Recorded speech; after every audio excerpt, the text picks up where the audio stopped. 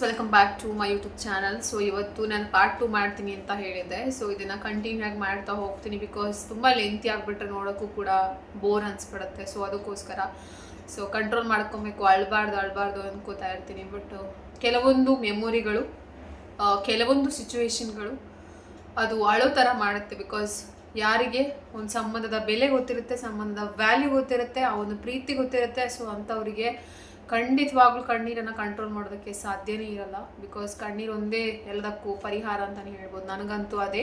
So ನಾನು ಅದೇ ಹೇಳಿದ ಹಾಗೆ, ಬದುಕಿದ್ದಾಗ ಮನುಷ್ಯನಿಗೆ ಯಾವತ್ತೂ ಬೆಲೆ ಕೊಡಿ.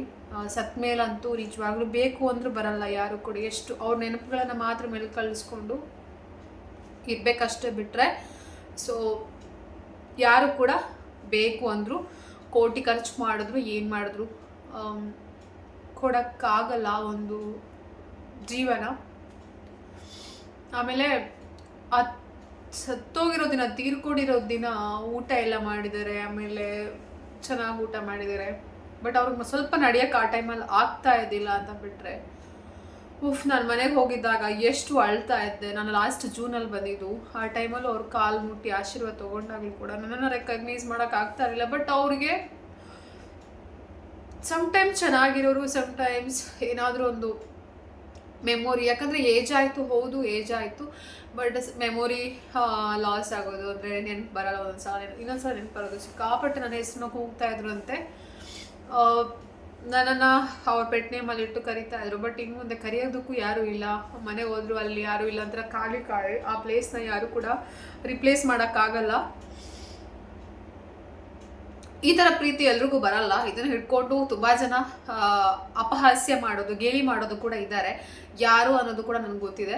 ಸೊ ಆರಾಮಾಗಿ ಖುಷಿಯಾಗಿ ನಕ್ಕೊಂಡಿದ್ದಾರೆ. ಬಟ್ ಅವ್ರಿಗೂ ಕೂಡ ಒಂದಿನ ಮುಂದೆ ಕಾಲ ಖಂಡಿತವಾಗ್ಲೂ ಬರುತ್ತೆ ಅನ್ಕೋತೀನಿ. ಯಾಕಂದರೆ ಮನುಷ್ಯ ಅದೇ ಹೇಳ್ದ ಹಾಗೆ, ಬದುಕಿದ್ದಾಗ ಅವನ್ನ ಬೆಲೆ ಕೊಡಬೇಕು. ಸತ್ ಮೇಲೆ ಅವನ ಬಗ್ಗೆ ಮಾತಾಡಿದ್ರೆ ಏನು ಪ್ರಯೋಜನನೇ ಇಲ್ಲ. ಸತ್ ಮೇಲೆ ಅವ್ನು ಹಾಗೆ ಮಾಡ್ದ, ಹೀಗೆ ಮಾಡ್ದ, ಅವನ ಜೊತೆ ಚೆನ್ನಾಗಿದೆ, ಇವನ ಜೊತೆ ಚೆನ್ನಾಗಿದೆ ಅಂತ ಸತ್ ಮೇಲೆ ಹೇಳಿದ್ರೆ ಏನು ಪ್ರಯೋಜನ? ಏನಾದರೂ ಅವ್ರು ಕೇಳ್ದಕ್ಕಿರ್ತಾರ? ಇಲ್ಲ. ಸೊ ಇದ್ದಾಗ ಅವ್ರನ್ನ ಚೆನ್ನಾಗಿ ನೋಡಿಕೊಂಡು ಅಪ್ಪ ಅಮ್ಮ ಅಂದರೆ ಇವಾಗ ಮಕ್ಕಳಿಗೆ ಆಗಿರ್ಬೋದು, ಅಪ್ಪ ಅಮ್ಮ ಅಟ್ಲೀಸ್ಟ್ ಅವ್ರು ಇರೋ ತನಕನಾದ್ರೂ ಅವ್ರನ್ನ ಚೆನ್ನಾಗಿ ನೋಡ್ಕೊಂಡಿರೋವಂಥದ್ದು ಇದ್ದಿದ್ರೆ ಮೇ ಬಿ ಏನು ಏನು ಹೇಳ್ತಾರೆ ಒಂಥರ ಈ ಥರ ಸಿಚುವೇಶನ್ಗಳು. ನಾನು ಸಿಕ್ಕಾಪಟ್ಟೆ ತುಂಬ ಕಷ್ಟಪಟ್ಟಿದ್ದಾರೆ. ತುಂಬ ಕಷ್ಟಪಟ್ಟಿದ್ದಾರೆ. ನಿಜವಾಗ್ಲೂ ಅದನ್ನು ನೆನೆಸ್ಕೊಂಡ್ರೆ ಕಷ್ಟ ಆಗುತ್ತೆ. ಪಾಪ ಫೋನ್ ಮಾಡಿಬಿಟ್ಟು ನನಗೆ ಈ ಥರ ಆಗಿದೆ, ಈ ಥರ ತೀರ್ಕೊಂಡಿದ್ದಾರೆ ಅನ್ನೋದು ನಿಜವಾಗ್ಲೂ ಗೊತ್ತೇ ಇರಲಿಲ್ಲ. ಯಾರು ಕೂಡ ಇನ್ಫಾರ್ಮ್ ಮಾಡಿರಲಿಲ್ಲ ನನಗೆ. ಬಿಕಾಸ್ ನಾನು ತುಂಬ ಟೆನ್ಷನ್ ಆಗ್ತೀನಿ ಅಂತ. ದಿನನಿತ್ಯ ಪ್ರತಿದಿನ ನನ್ನ ಅಮ್ಮನಿಗೆ ಎಷ್ಟು ಸಲ ಕಾಲ್ ಮಾಡ್ತಿರೋ ಪ್ರತಿ ಸಲವೂ ಕೂಡ ನನ್ನ ಅಜ್ಜ ಏನಿದ್ದಾರೆ ಅವ್ರನ್ನ ನಾನು ವಿಚಾರಿಸ್ಕೊಳ್ತಾ ಇದ್ದೆ ಹೇಗಿದ್ದಾರೆ ಅಂತ. ಯಾಕಂದರೆ ನಾನು ಮುಂಬೈಲಿರೋದ್ರಿಂದ ನನ್ನನ್ನು ನೋಡ್ಕೊಂಡು ಹೋಗಬೇಕು ಅಂತ ಅನ್ನೋದು ನನಗೆ ಹೋಗೋಕ್ಕಾಗಲ್ಲ. ಬಿಕಾಸ್ ನಾನು ನೆಕ್ಸ್ಟ್ ಮಂತ್ ಸೆಪ್ಟೆಂಬರಲ್ಲಿ ಅವರು ನೋಡ್ಕೊಂಬರ್ಬೇಕು, ಹೋಗಬೇಕು ಅಂತ ಅಂದ್ಬಿಟ್ಟು ಟಿಕೆಟ್ ಕೂಡ ಬುಕ್ ಮಾಡಿದ್ದೆ. ನಾನು ಹೋಗಿ ನೆಕ್ಸ್ಟ್ ಒಂದು 10 days ಇದ್ಬಿಟ್ಟು ಬರೋಣ ಅಂತ ಅಂದ್ಕೊಂಬಿಟ್ಟು. ಬಟ್ ಅವಾಗ ಹೋದಾಗ ಅವ್ರು ಇರಲ್ಲ. ಮೇಲ್ಗಡೆ ನೋಡ್ತಾ ಇರ್ತಾರೆ, ಎಲ್ಲಾದರೂ ಒಂದು ಕಡೆ ನೋಡ್ತಾ ಇರ್ತಾರೆ. ಅವರ ಆಶೀರ್ವಾದ ನನ್ನ ಮೇಲೆ ಯಾವತ್ತೂ ಇರುತ್ತೆ ಅಂದ್ಕೊಂಡಿದ್ದೀನಿ. ಕಷ್ಟ ಆಗುತ್ತೆ, ಸಿಕ್ಕಾಪಟ್ಟೆ ಕಷ್ಟ ಆಗುತ್ತೆ.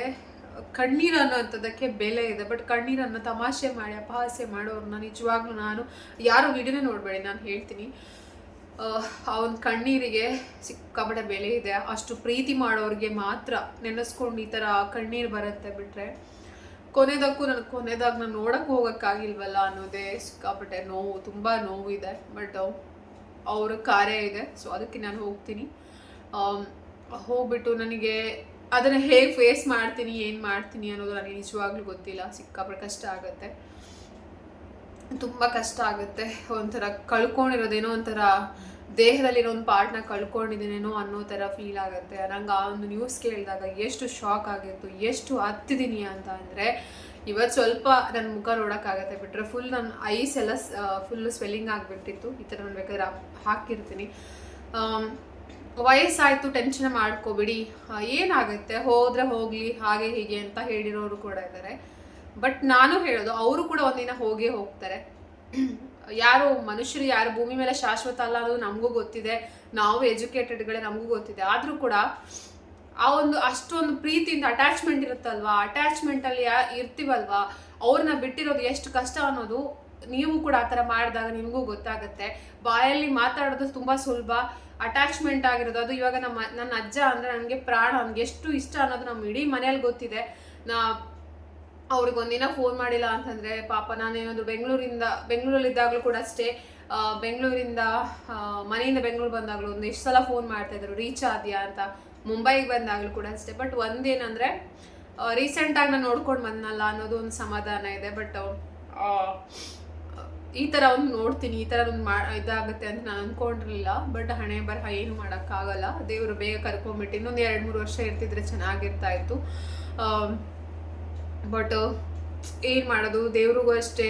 ಈ ಭೂಮಿ ಮೇಲೆ ಒಳ್ಳೆಯವರಿರೋದು ಯಾರಿಗೂ ಕೂಡ ಇಷ್ಟ ಇಲ್ಲ. ಅನ್ಯಾಯ ಮಾಡಿರೋರು ಬೇಕಾದರೆ ಅವ್ರನ್ನ 100 ವರ್ಷ ಇನ್ನೂ ಬದುಕಿಸ್ತಾರೆ.